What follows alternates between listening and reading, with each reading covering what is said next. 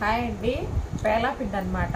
చాలా చాలా ఇష్టం మాకు. పొద్దున్న పేలాపిండి చేసాను. పేలాపిండి పండగ కదండి ఈరోజు. తొలి ఏకాదశి పండగ కదండి. పేలాపిండి చేసుకుని అందరం బాగా చక్కగా తింటాం కదా.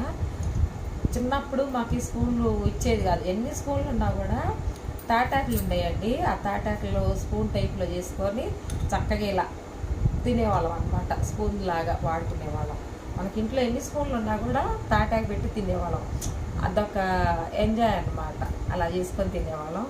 ఇప్పుడు ఎక్కడ ఉండేయండి తాటాకులు. మేము చిన్నప్పుడు అంటే అది ఎద్దుల కష్టం అలాగా ఉండేవి. ఆ తాటాకులు తీసుకొచ్చుకొని చక్కగా స్పూన్ టైప్లో చేసుకొని తినేవాళ్ళం అనమాట.